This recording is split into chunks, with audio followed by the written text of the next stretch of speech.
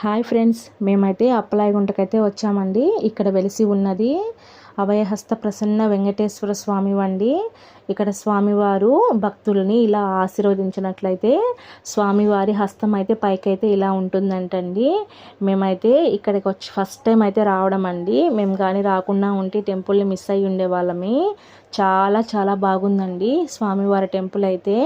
ఇక్కడ స్వామివారు పద్మావతి అమ్మవారిని పెళ్లి చేసుకొని ఈ మార్గం వైపు వెళ్తూ విశ్రాంతి కోసం ఇక్కడైతే ఆగారంటండి.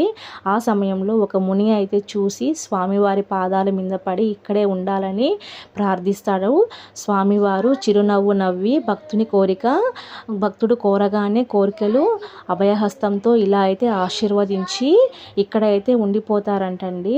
ఈ గుడికి అయితే చాలా ప్రత్యేకత ఉందండి. ఇక్కడ స్వామివారిని చూసే కొద్దీ చాలా చూడాలి అనిపించే విధంగా ఉన్నారండి.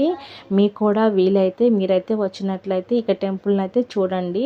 స్వామివారి వెనక వైపు భాగంలో అయితే చూస్తున్నారు కదా, అక్కడ టెంపుల్ కనిపిస్తుంది. అమ్మవార్లు అయితే ఉన్నారండి. పద్మావతి అమ్మవారు, ఆండాల అమ్మవారు అయితే ఉన్నారు. మేమైతే దర్శనం కోసం అయితే బయట వెయిట్ చేస్తున్నామండి. దర్శనంకి అయితే పిలుస్తామన్నారండి. మీకు కూడా వీలైతే వచ్చినప్పుడైతే చూడండి. మా వీడియో నచ్చితే సబ్స్క్రైబ్ చేసుకోండి ఫ్రెండ్స్.